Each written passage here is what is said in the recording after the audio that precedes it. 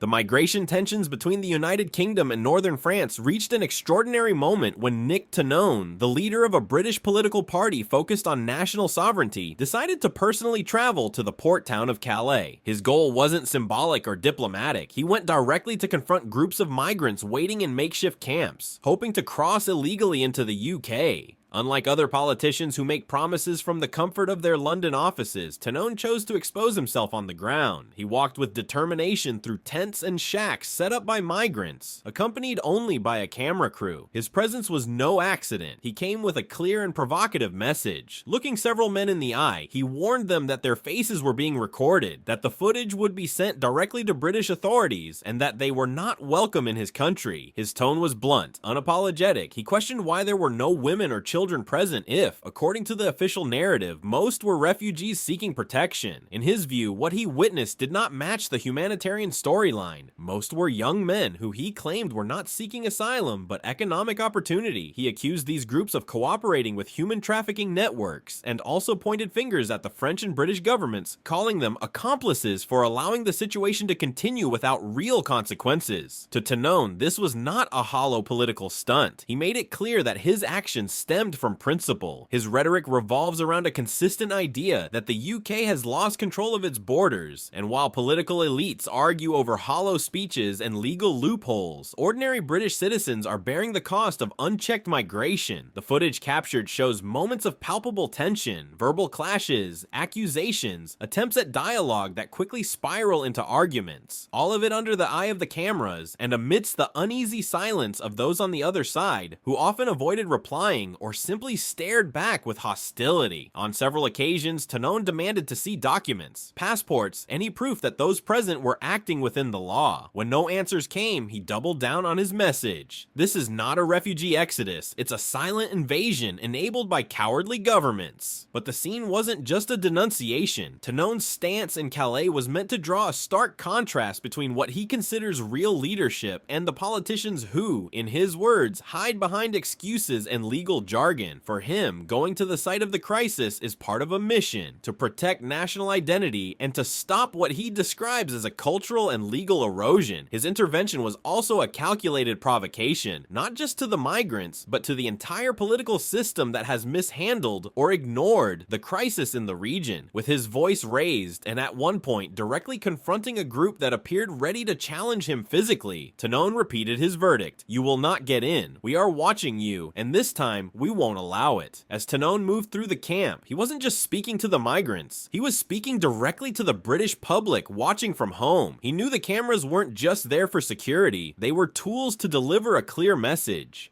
While others debate, I take action. His narrative struck a chord with many communities across the UK who feel abandoned in the face of mass immigration. To him, it's not about shutting doors out of spite. It's about upholding the law, about restoring control over who enters the country and under what conditions. The most symbolic moment came when several migrants, noticing they were being filmed, began responding to him in English. For Tanone, this was further proof of his argument. If they speak the language and are organized enough to cross, then this isn't an emergency. It's a deliberate operation. He once again demanded to see passports, documents, any evidence that these crossings were being made under legal frameworks. He received no answer, only silence and evasive stares. The atmosphere grew tenser. Some men responded verbally, others simply walked away. At one point, Tanone was blocked from speaking to a migrant who seemed willing to talk. He took this as evidence that there are individuals controlling the narrative within the camps themselves. He spoke of ideological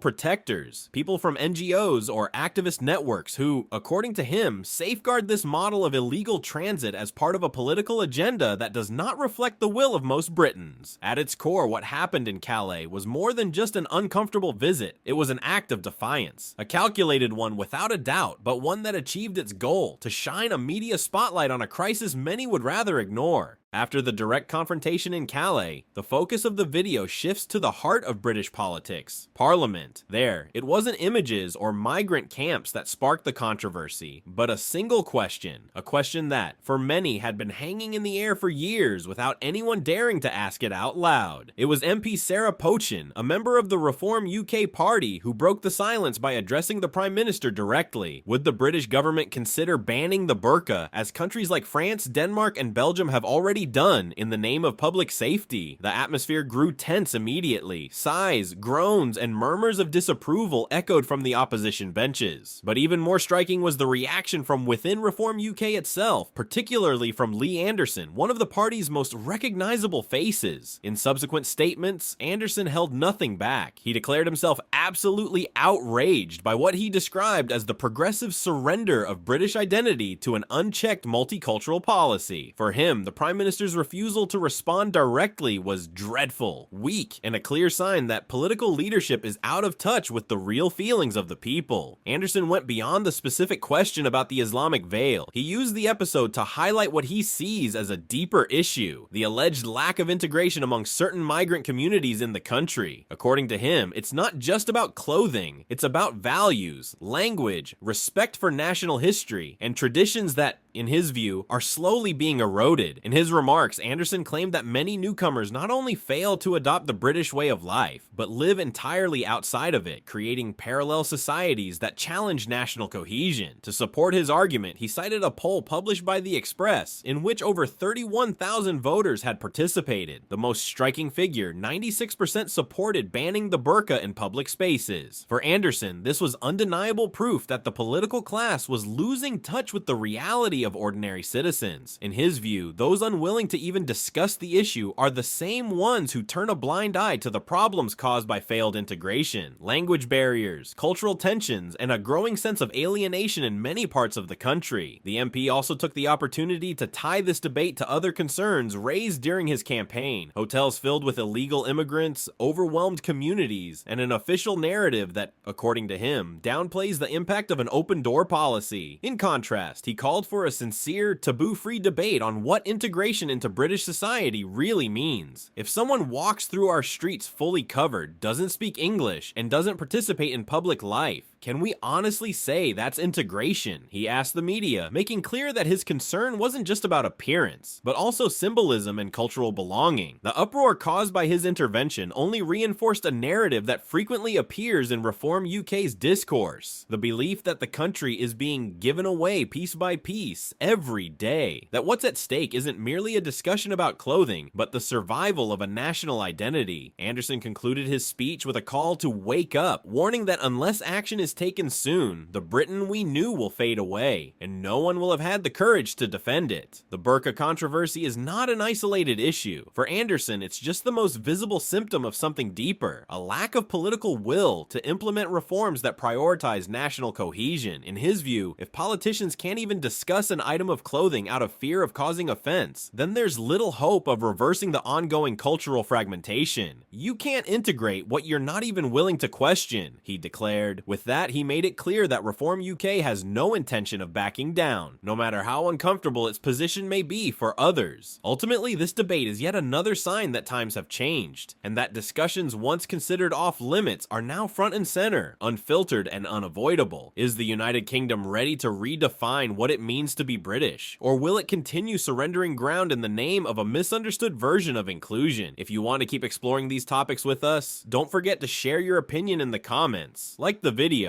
and subscribe to the channel for more deep dives into British politics and its ongoing controversies. See you in the next analysis.